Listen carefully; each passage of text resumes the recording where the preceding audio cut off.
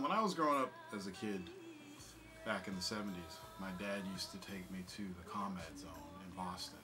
Now, the Combat Zone back in the 70s was porn houses, lots of movie theaters, lots of porn theaters, but the porn theaters also played kung fu movies. The famous one in Boston was called the Publix, which changed its name a couple times, but it's well known as the Publix Theater, and that's where we used to go see all our Bruce Lee movies, Shaft movies, Shaw Brothers films, all downtown. And to get to these movie theaters as a kid, and I'm talking 4 or 5 years old, 4, 5, 6, 1970s, we had to walk past all the porn theaters. So as a kid, I would look up and look at all the posters for all the porn theaters and the strip clubs to see all the chicks and stuff. But what else was cool is with the theaters that had actual kung fu movies, they'd have these posters of all the kung fu movies that were out or were coming out, with all these different Asian stars, some Bruce Lee, some I didn't know, probably maybe even some Jackie Chan or something like that. But it was a trip. I always got excited going downtown to go to see the movies because they had so many theaters, and they were all old, and like the Opera House, the Publix, which I think became the Pagoda, Cinema 57. But there was just one strip in the Combat Zone. It was amazing. So that's how I got my start, at least my infatuation with Hong Kong films, martial art films, was my dad bringing me to see these movies as a kid. It was crazy. Young Master, one day I was working. I was taking film class at Southwestern, and that's in Chula Vista, Southern California, San Diego. And everybody was doing a project. Everybody had to have a final project. So I was sitting at work. I was working at the help desk at the time for Callaway Golf. And I was the only person on the help desk, and it was a really slow day. And I had this idea in my head about two fighters, one from the north and one from the south, meeting in the desert to fight. And that's how it all got started. So I'm like, okay, why would these guys meet out in the middle of nowhere to fight? North and south. So I came up with this story of post-apocalyptic China and the emperor, the new emperor of China, looking for somebody to train his armies in martial arts, because the days of guns, gunpowder, nuclear, it's all done. The world was devastated. So China went back to arrows and swords and spears and old school fighting, because China was untouched from the war. They weren't involved in the war, but everybody around them got decimated. So that was my story. So I had to find a way to get these two fighters out in the desert. And originally it was, I thought about having an old man, a very old man, who had been challenged by everybody. And people keep going to him to fight him because he's the #1 master in the world.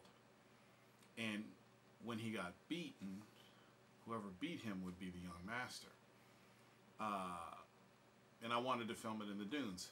But I figured out that the dunes, it's hard to film a fight scene in the dunes because the sand is so soft and you can't really do things there. So I kind of threw that idea out. And then I didn't feel like, well, to get an old man, I'd have to cast an old man to play the master, and then I'd have to cast somebody young to do all the moves for him. And I'm like, I didn't want to do that. So somebody have two young guys fighting. And when we were looking for actors, Paul Fuller, my producer, was looking for actors. We couldn't really find two male actors that knew martial arts. And we were, at the time, the internet wasn't that big, so we were looking on Craigslist and stuff like that.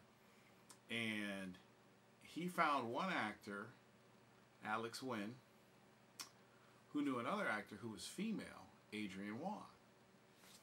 And I was like, a man versus a woman. Now that's interesting. And the other side of the story was this fight that happened in the desert was going to be witnessed by this young Chinese boy who had never seen anything like it before, because there's no electricity, there's no TV. His grandmother had told him about movies and action films that happened in her time, but he had never witnessed it because he didn't have any of this. So this was the first time he saw two people actually fighting, and he was going to be amazed by this. So anyway, so I needed 2 fighters and 1 child. And if anybody out there has ever worked in film or anything, you know working with children's a pain in the ass. But Henry Shee, at the time, I think he was 11 maybe? 10 or 11? He was really great to work with. So we had our 3 actors, and at the time, both Alex and Adrian were both wushu. I guess they were wushu champions, wushu masters, and they were also getting into film or looking to get into film. So you guys are also going to choreograph the fight. So they had like 2-3 weeks to choreograph this fight. So we had a script, which I wrote. In one day at work, I wrote this script. I think it took me maybe an hour or 2 to hash it all out. And the script was perfect because the movie ended up being 15 minutes long, which was it's just perfect for a short. So once I had the idea in my head, it was just a matter of putting it on paper. So I typed up the whole script. Boom, I was done. I showed it to Paul. He got the actors. We had the story. And once I met with the actors, Paul also found a composer to do the music, because we wanted to have original. We'd already done something where we had original music. So me and Paul were like, this is a Hong Kong film, so we have to have original music for this film. So he found a composer, Christina Liang, or Chi Wei Liang, and she had just finished her CD at the time, or was finishing her CD, so we got a sampling of her work, and she wanted to work with us, and it was great. And she was up in Los Angeles, and she knew Henry Shee, so she already had somebody for us to play the role of the child. So everything was just falling into place, because we didn't have to go.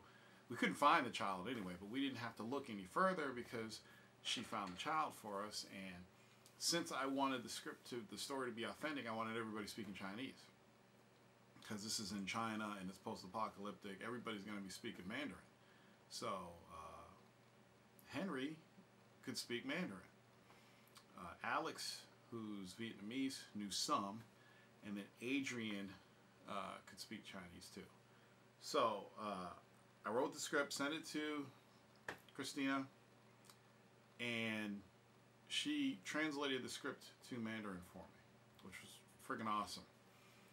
And I met with the actors. We all met with the actors up in LA. I met Christina, I met Henry, I met Alex, and I met Adrian. And then we decided to go look for locations. So being in San Diego, there was a lot of deserts. There was Palm Desert and Borrego Springs. We decided to check out Borrego Springs because the local film commission, the San Diego Film Society or whatever, they gave us some pictures of Borrego Springs. Borrego Springs actually has sand dunes, but I needed something flat and hard that looked like China. So we took a trip out to Borrego Springs. It was beautiful. And once we found the location, we took some pictures or some video at the time, and it was just perfect. So we had our location, we had our actors, we had a composer. It was great. I also had an artist do some props for me, because I needed both the fighters to have a book of Kung Fu. So one of them had the book of Kung Fu from the north, and one had the book of Kung Fu from the south. And he put drawings in one of these books that we were going to use in the story.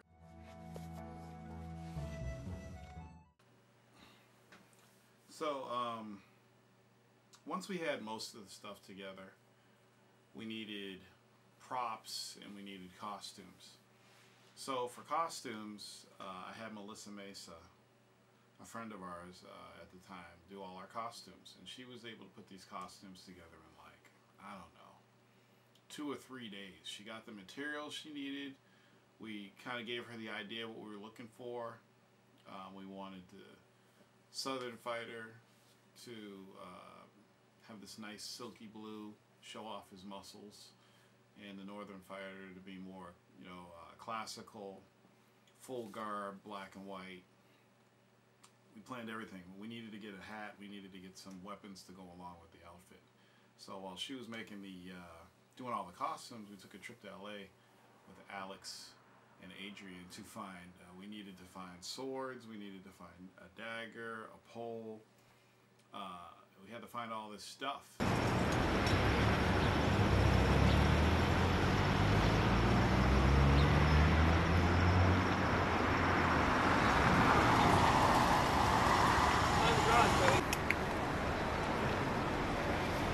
Pull it down over your forehead.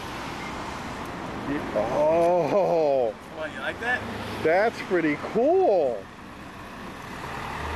Turn around. Oh! Wait a second. I like that. What's so funny? Because you're wearing the hat and it's cracking me up now. We're getting the hat for our martial arts film. And this is the first hat we've seen, and I really like it because of that little air conditioner up top. It looks cool. Paul, pull it down over your head. Like lift the back up. Lift it back up? Yeah. Down, over your nose. Like Japan. There you go. Yeah. You get some eye. There you go.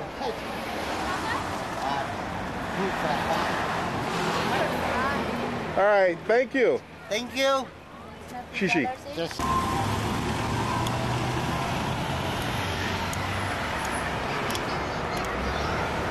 Looking for swords.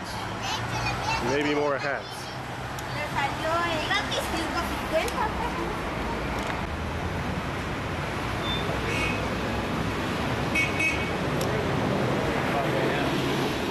What store are you in? Smile! He's so mean! I was trying to look like a guy. We smile. Look at Alex. He hasn't stopped. All this. Okay, everybody say what they said again. No. This is $15. Yes. And it's the non-flexible sword. Movie making on a budget. It comes with a pretty pathetic looking tassel, but More swords. Which one shall I choose?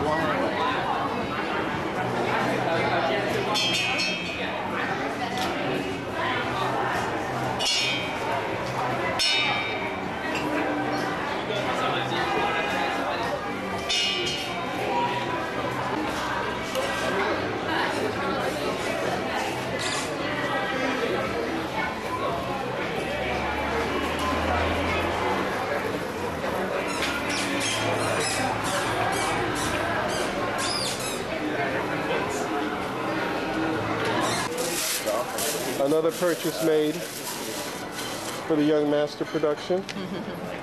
I just gave her the money. I have the sword in hand.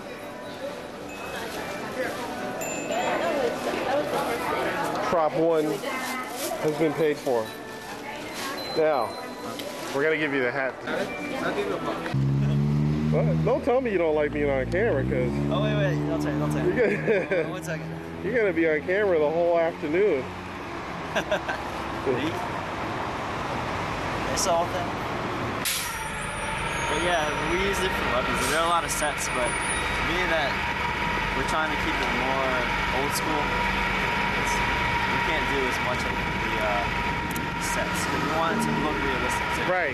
You don't want to look. You want it to look like a martial arts demonstration. Yeah, it's got You want it to look like a fight. Yeah. That's cool. That's what we're gonna do. Awesome.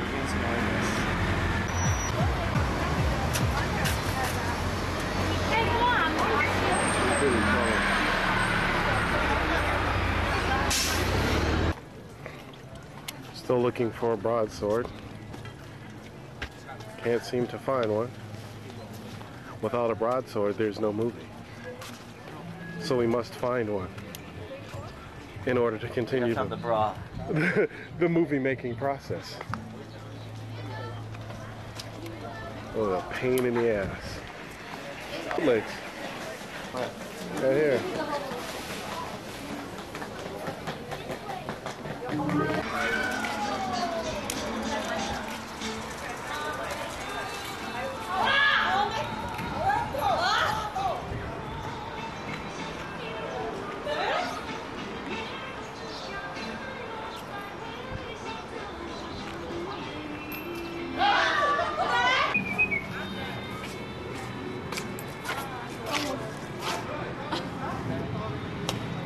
You gonna do a quarter? Yeah. Wait a minute.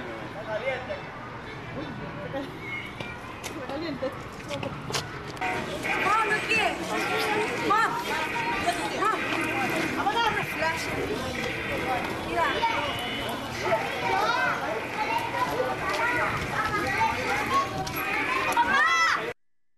The fight sequence in itself basically had a beginning, a middle, and an end, because it started off hand-to-hand combat, then went dagger versus pole, and then went sword versus sword for the finale.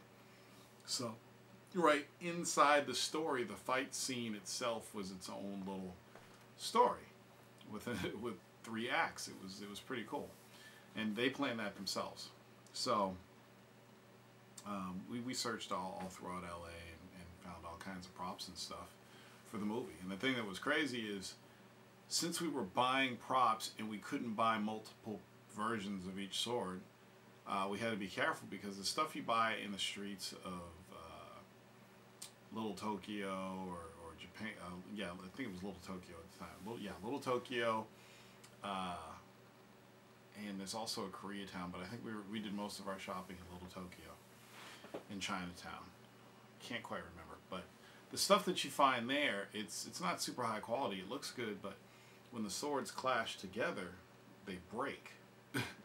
they put little dents, throughout the sword. So the thing is, if you hit the swords really hard during the fight sequences, you might break them, and then you don't have a backup sword to finish your scene. So we had to be really careful about that, and we only had one sword to buy for each of them. The dagger and the pole was nothing. We didn't have to worry about that. But the swords, one was going to be a broadsword and one was going to be a longsword. So we were kind of worried that the swords were going to get broken. So when they did their fight, they had to hit the swords. They had to parry, but they had to do it really softly and really slow. And then we had to speed up the film a little bit.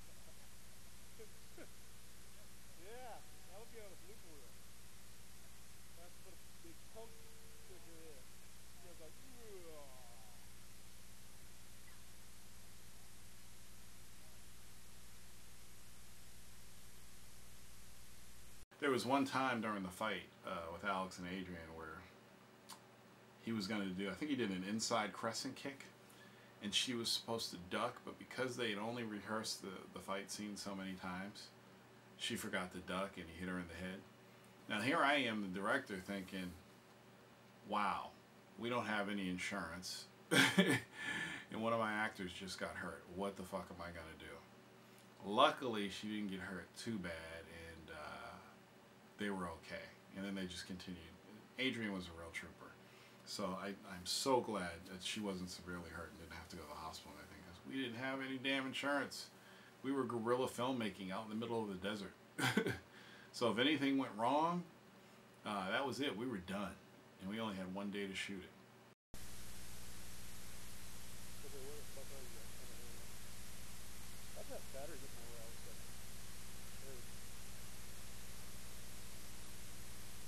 Alright, whenever you're ready.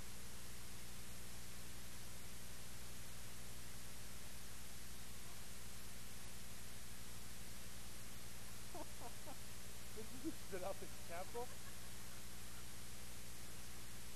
Okay, good. Oh man, that's all on let's put it in my mouth. Yeah, So once we finished filming the movie, there's there's a lot of other stuff that has to be done. So you got film. We shot it on 3 cameras. At the time, it was mini DV. It wasn't HD, so it was standard definition. And the internet was still young, so there weren't a lot of tools to do things. I still had Adobe Premiere. I still had access to After Effects and a couple other cool things, Photoshop. But I needed to do the sound design for the movie. And I wanted the sound design for The Young Master to be like old Kung Fu movies. Because that's what I was going for. I wanted it to look like an old Kung Fu movie. And I also wanted it to sound like an old Kung Fu movie. So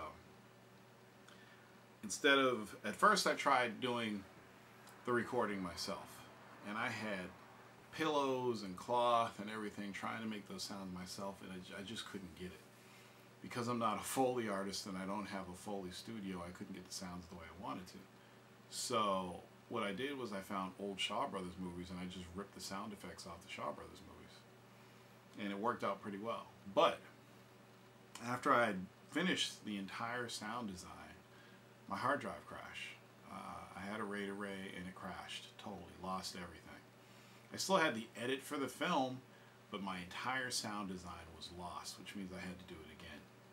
So I redid the whole sound design, and it ended up coming out better the second time I did it, which was pretty awesome. What else? We also, since there were some lines of dialogue, and we did film the dialogue on site, on location, but I wasn't sure if I was going to be happy with that dialogue or not. It was kind of windy, I didn't know how clear it was, so we decided to do some ADR. ADR is additional dialogue recording. And Christina had a friend in LA who had a recording studio. And for Henry's lines, we had actually gone in and recorded his lines before we shot.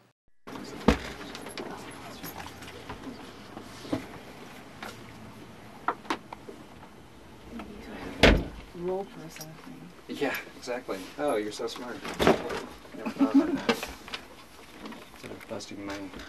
Yeah. Okay, we're gonna do it again, the first sentence.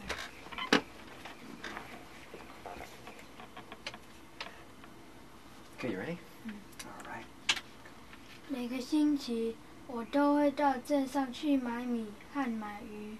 我常在想，如果我可以飞，或者是骑脚踏车，就会比现在用走路的快。每个星期我都会到镇上去买米和买鱼。我常在想，如果我可以飞，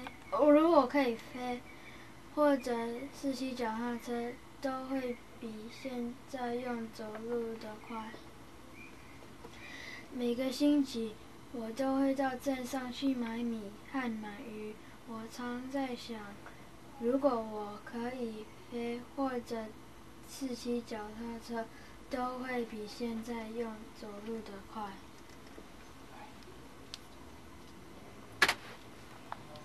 I'll listen to it. Sure.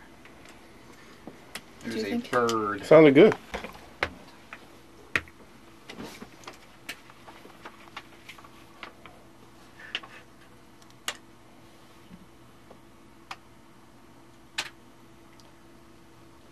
我常在想，如果我可以飞，或者是骑脚踏车，都会比现在用走路的快。我常在想，如果我可以飞，或者是骑脚踏车，都会比现在用走路的快。So Henry，下一个 sentence 是外婆常常跟我说外婆常常说到现在，到脚踏车的事。key 这个对，这个念3次。3次。 Was that first line the same thing as what he just read? Yeah. Okay. All right. No, not really. No. Which first one was one is- which one was the good one in the beginning? I forgot. I have to go back. You said the very last one, right? Yeah. Okay. Yeah, that take, the very last one of that take, and the very last one of the other one. 每个星期我都会到镇上去买米和买鱼。我常在想，如果我可以飞或者是骑脚踏车， That's the Yeah, just this part. Yeah. That's good. 每个星期我都会到镇上去买米和买鱼。我常在想，买鱼到买鱼。上去买米和买鱼。我常买米和买鱼。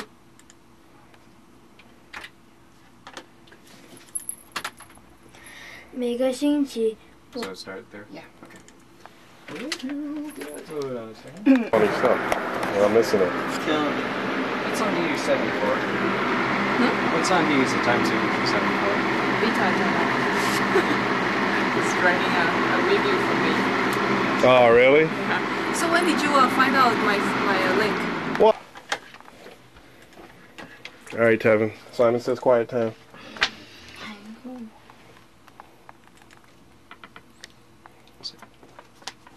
Let me help you out.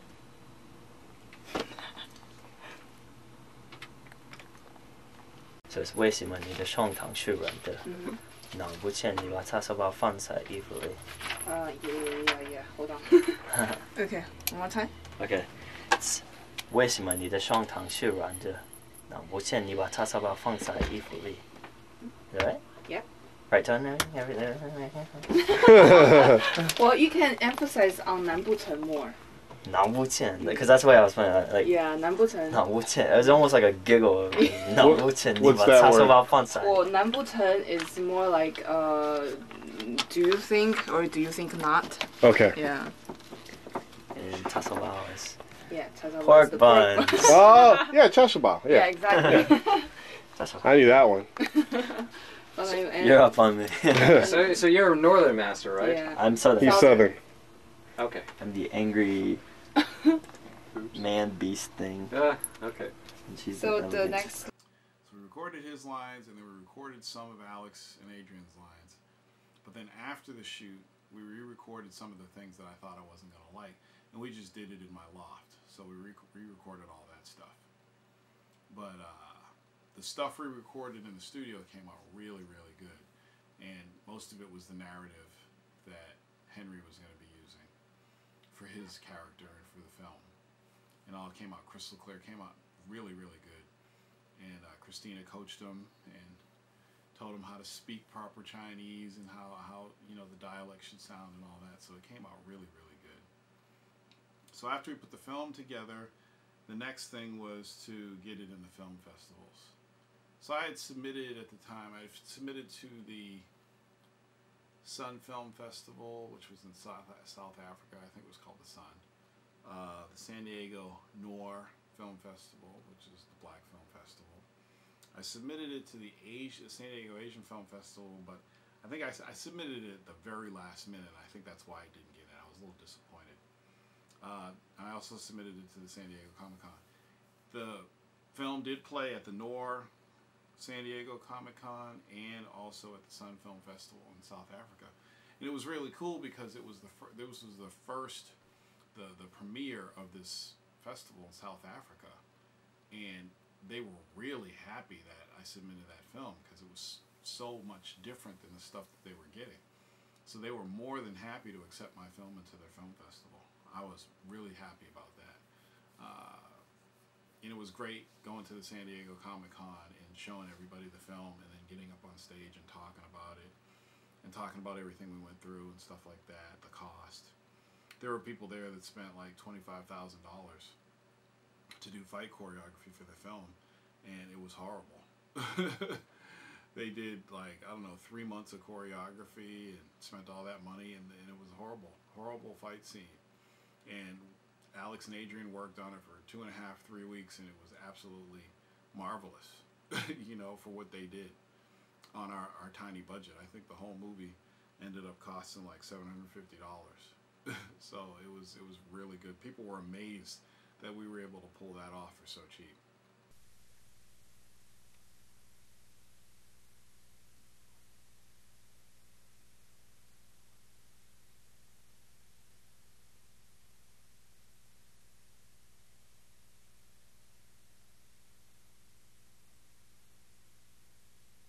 Alex, after the shoot was done, Alex went on and he did stunts for, like, I think all 3 of the the first Pirates of the Caribbean films. He did stunts.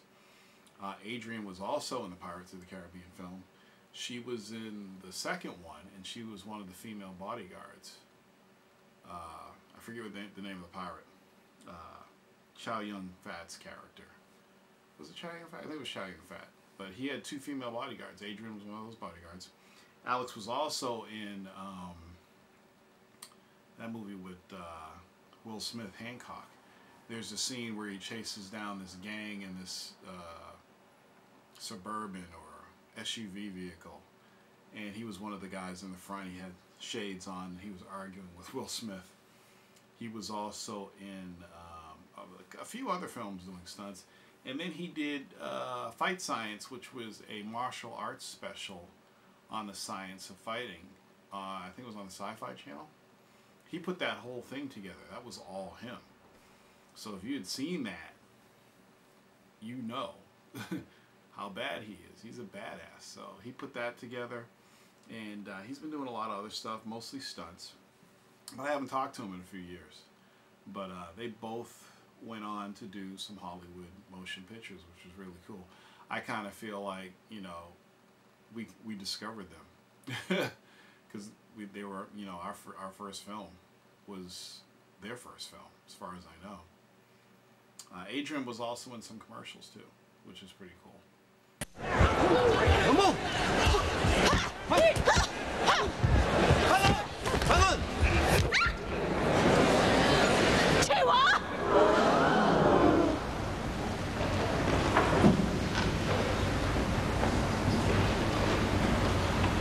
Dirty mouth?